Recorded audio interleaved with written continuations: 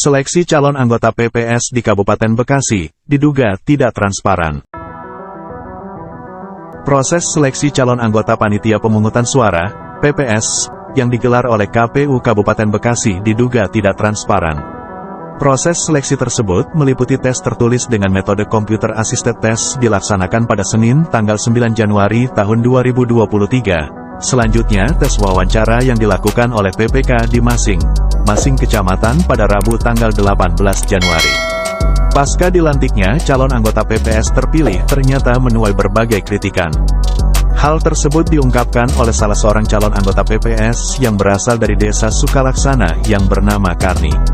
Kepada awak media Delta News TV, Karni yang dikonfirmasi membeberkan perihal dirinya yang mengaku pada saat dirinya mengikuti tes tertulis mendapatkan nilai 81, mengungguli calon-calon yang lain diantara Akbar Sobari 70, Mustakfirin 54, Yanda 77, Sanin 61, dan Tarmi 72.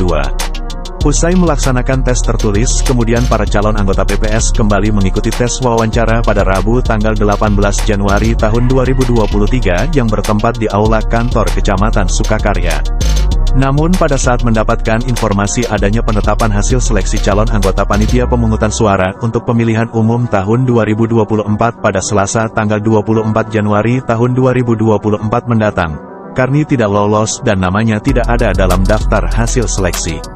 Karni tersingkir oleh Tarmi yang mendapatkan nilai 72 dan Yanda 77.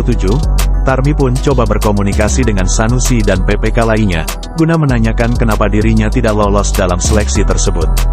Karni mendatangi rumah Khalid yang juga sebagai PPK Sukakarya, dan Sanusi pun rencananya bakal menemuinya, namun Sanusi selaku ketua PPK tak kunjung datang.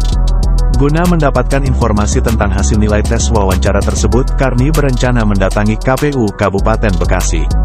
Terpisah Ketua PPK Kecamatan Sukakarya Sanusi saat dikonfirmasi di Kecamatan Sukakarya, pada Kamis tanggal 26 Januari tahun 2023 mengatakan, jadi sebenarnya seperti ini, Pak. Kita mengacu pada undang-undang ya, nomor 7 tahun 2017 ya, tentang pemilihan ya, bahwa PPS itu sebenarnya yang membentuk itu KPU, Pak. Bukan PPK. Iya. Karena di kewenangan, kewajiban dan tugas kita di PPK itu menjalankan tugas yang diberikan oleh KPU, maka kita diberi tugas untuk mewawancarai. Hasil keputusan penetapan dan penilaian itu kembali lagi ke KPU. Gitu ya. Jadi kita sebenarnya nggak punya kewenangan, kewajiban untuk menetapkan berdasarkan PPS regulasi yang ada. Berdasarkan regulasi yang ada. Semua dikembalikan ke KPU. KPU yang menetapkan dan memilih siapa calon anggota PPS yang terpilih di desa khususnya Kecamatan Sukakarya. Terus gini Bang, untuk kriteria acuannya sendiri dalam konteks seleksi wawancara, kan tentunya ada nilai-nilai yang diakomodir lah dalam hal ini. Salah satu contoh misalnya seperti pengalaman atau dan lain sebagainya lah ya. Nah kemudian mohon izin, saya juga lagi-lagi berdasarkan informasi ya, itu malah yang terpilih sebetulnya atau yang mendapatkan nilai besar dalam CAT itu orang yang sudah berpengalaman, dan kemudian ketika sesi wawancara dia tidak lolos, dan kemudian orang yang lolos itu justru orang yang tidak memiliki pengalaman. Nah itu seperti apa Bang dalam seleksi wawancara tersebut? Nah tetap kita menjalankan tugas wawancara itu tentang yang pertanyaan tentang kepemiluan, rekam jejak, dan integritas. Itu 3 indikator yang kita pertanyakan. Tapi lagi-lagi keterbatasan kita di PPK itu tidak ada kewajiban untuk memilih dan menetapkan. Lagi-lagi kewenangan sepenuhnya ada di KPU Kabupaten.